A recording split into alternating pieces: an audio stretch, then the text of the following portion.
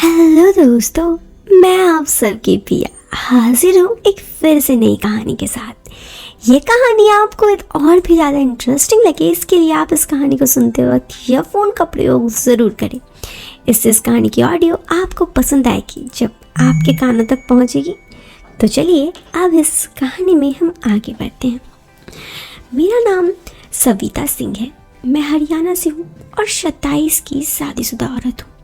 मेरी शादी हो गई है और इसलिए मैं शादीशुदा हूँ, वरना लड़कपन तो मुझे आज भी बहुत है और चुलबुली हरकतें करना मुझे बहुत अच्छा लगता है। इसलिए मैं मायके और ससुराल में सबकी प्यारी हूँ।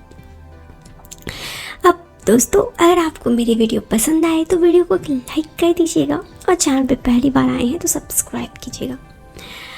मायका तो खूब भरा पूरा परिवार था, मगर ससुराल में सिर्फ मेरे पति और ससुर जी। ससुर भी सगे नहीं, मेरे पति के चाचा हैं, 54 साल के हैं, मगर आज भी काफ़ी फिट हैं। वो एक रिटायर्ड सरकारी अफसर हैं। शादी के कुछ साल बाद उनका पत्नी के साथ तलाक हो गया। उसके बाद उन्होंने नौकरी से रिटायरमेंट ले ली और दूसरी शादी नहीं की। वो हमेशा अकेले ही रहते हैं। उनकी आमदनी ब्याज पर पैसे देने और गांव में थोड़ी बहुत खेती बाड़ी और एक दो समाजी सेवी संस्थाएं जिनमें वो कभी कभार जाते हैं, वरना सुबह शाम शहर के अलावा वो सारा दिन अपने घर पे बैठे टीवी देखते रहते हैं या साहित्य की किताब पढ़ते रहते हैं। चाचा अपने आप को बहुत फिट रखते हैं। बेशक सर के बाल और बड़ी बड़ी मूछें, बाल माथे सफ़ेद हो गए हैं और थोड़े से ही काले हैं, मगर फिर भी वो बहुत जचते हैं और मैं उन्हें कभी चाचा जी तो कभी कुछ और कहती हूँ। तो आप लोग सोच में पड़ गए होंगे मैं उनकी पहचान कर रही हूँ। अब मैं आपको अपने बारे में बता देती हूँ। शादी से पहले मैं अपने स्कूल और कॉलेज में बहुत ही होशियार स्टूडेंट थी। मैं बीकॉम फर्स्ट ईयर डिवीज़न में किया था, मगर घर में माहौल थोड़ा टाइट होने की वजह से कोई बॉयफ्रेंड नहीं बना। पापा और भाई लोग से डर भी बड़ा लगता था। मेरी सहेलियों के बॉयफ्रेंड थे, बस उनसे किस्से कहानियाँ सुनती और उन लोगों के बारे में सोचती रहती। जैसे जैसे मैं बड़ी हुई मैं और भी अच्छी होती रही।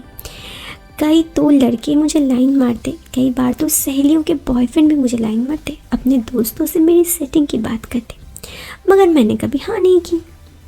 इसीलिए शादी से पहले मैं बस कुछ फिल्म्स वगैरह देख लिया करती और अपने आप को ये सोचकर संतुष्ट कर लिया करती कि कभी ना कभी तो शादी हो गई।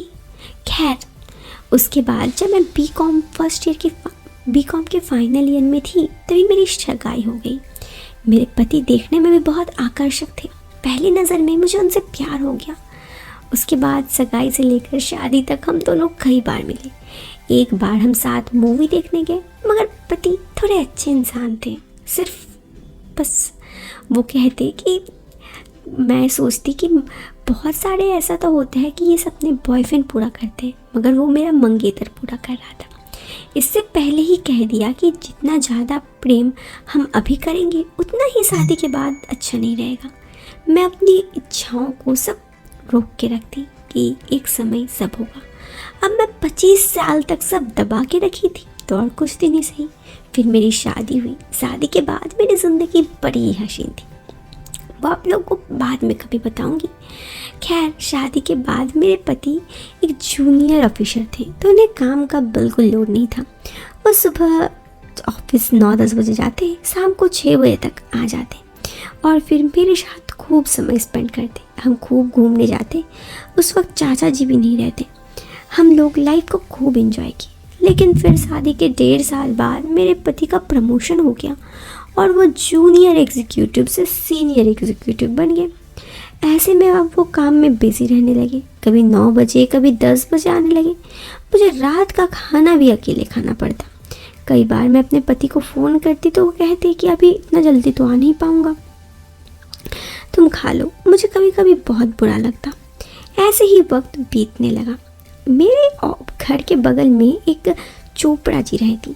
मैं अक्सर चोपड़ा जी के पास जाती और उनके साथ खूब बातें करती। उनके पति बाहर ही अक्सर बिजनेस किया करते, घर पर बहुत कम रहते। अक्सर वो शहर से बाहर जाते रहते। ऐसे में मुझे उनके साथ बातें करना 1-2 घंटा काफ़ी अच्छा लगता। एक दफ़ा की बात है, मैं उनके घर में थी और फिर उनके घर से उनके पति का फ़ोन आया। वो घर आने वाले थे, कुछ फाइल्स वगैरह, और उन्हें जाना भी था। तो मैं अपने घर आ गई। घर आकर देखी तो काम वाली नहीं आई थी।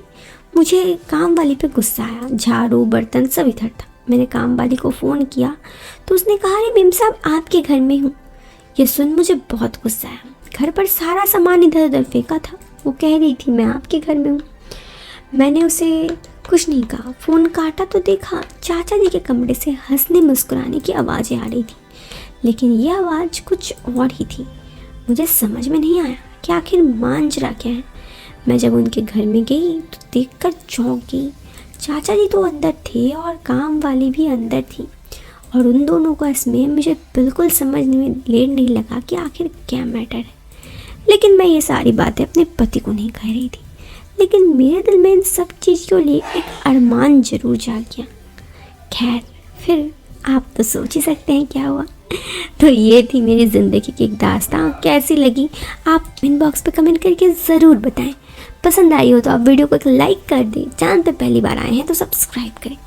मिलते हैं फिर एक नए वीडियो में एक नए और इंटरेस्टिंग टॉपिक के साथ। चलन बाय, टेक केयर।